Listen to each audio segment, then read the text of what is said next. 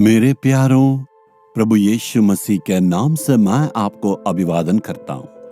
आज के दिन में जो प्रभु ने हमारे लिए न्यू लाइफ अस्पताल बना के दिए, उसी कैंपस में आज मैं बैठा हूँ।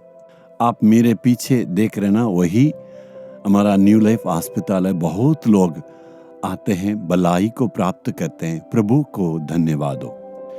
खास करके आज के दिन में परमेश्वर कुछ कहने के लिए चाहते हैं। इसे हमें दिल के गहराई के रूप में रखना है। कुछ लोग आके इस प्रकार हमसे कहते हैं और कहते हैं, मैं पापों से मन फिराया हूं, प्रभु यीशु मेरे पापों को क्षमा किया और यीशु को अनुकरण करता हूं। लेकिन मेरे मन में एक आवाज आते हैं और ये आवाज ये है, तुमने 5 साल के पहले, 10 साल के पहले ये अपराध किया है, ये पाप किया, लेकिन अभी तो अपने आप को तुम पवित्र जैसे लोगों को दिखाता है। इसलिए मेरा विवेक भी हमें सताता है और ये कहता, तुमने जरूर तो पाप किया है, तू तो अपराधी। इसलिए प्रभु की चरणों पर हिम्मत में नहीं आ पाते, प्रार्थना और बाइबल अध्ययन नहीं कर पाते। आपका जीवन का अनुभव भी ऐसे ही रहता होगा। किसी की आवाज आप सुनते होंगे, जी हाँ, मैं भी ऐसा अनुभव किया हूं। तो इसका मतलब किसका ये आवाज है? मैं एक बाइबल की वचन से बताऊंगा। यिर्मयाह नबी का पुस्तक 31 की अध्याय का 34 वचन में, मैं उनका अधर्म क्षमा करूंगा और उनका पाप फिर स्मरण न करूंगा। प्रभु कहता है, पाप को क्षमा करके उसको मैं फिर से स्मरण नहीं करूंगा। इसका मतलब फिर से वो पाप आपको स्मरण आती है, बार बार आपको सताती है, तो परमेश्वर उससे कारण नहीं है। इसका कारण कौन है? शैतान आपका विरोध में कार्य करके आपको बहुत सताना चाहता है। प्रभु कहता है, मैं तुम्हारे पापों को क्षमा किया और स्मरण नहीं करूंगा। जब कभी एक मनुष्य परमेश्वर के पास आके अपने पापों को मान के और क्षमा के लिए मांगता है, तो उस वक्त क्या होता मालूम है? यीशु मसीह का लहू हमारे पापों को क्षमा करता। आंखों में ना दिखने वाला एक चमत्कार होता। परमेश्वर हमारे मन को शुद्ध करता है। परमेश्वर अपने सामर्थ्य के द्वारा हमारे सारे पापों को शुद्धिकरण करते हैं। उस वक्त हमारा मन बहुत हल्का होता है और हमारा मन कहता है, हम निर्दोष है। इसका मतलब हमारे दिल के अंदर प्रभु क्षमा करते हैं और ईश्वरीय शांति हमें मिलती है।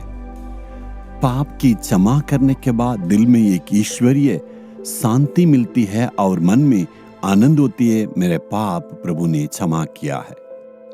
उसके बाद हमें ये निश्चय मिलता है, हम परमेश्वर के संतान। प्रभु कहता है, मैंने तुम्हारे पापों को क्षमा किया, उसके बाद कभी भी उसे स्मरण नहीं करूंगा। मनुष्य लोगों का ये स्वभाव है, जरूर वो तो क्षमा करते हैं, लेकिन बार बार हमें टोकते रहते हैं, तुमने पाप किया है, मैं तुम्हारे बारे में जानता हूं। लेकिन परमेश्वर कहता, क्षमा करके भूल जाता हूं। जब प्रभु की चरणों पर जाके हम अर्पण करते हैं, परमेश्वर हमारे पापों को क्षमा करके वो स्मरण नहीं करता। यदि आप प्रभु की चरणों पर जाके कहते हैं, प्रभु मैं 5 साल के पहले पाप किया, मुझे क्षमा करें, प्रभु कहेगा, मैं स्मरण नहीं करता, तुमने कब पाप किया, मैं सब भूल गया हूं। मनुष्य और परमेश्वर का अंतर यही है।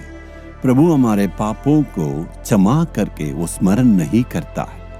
बाइबल का वचन लिखा है, जितना पूर्व और पश्चिम को दूर है, उतना दूर हमारे पापों को उसने हमसे दूर किया है। क्या पूर्व और पश्चिम की दूरी को आप नाप कर सकते हैं? नहीं, है ना? उतनी ही परमेश्वर हमारे पापों को क्षमा किया। कितनी खुशी की बात है।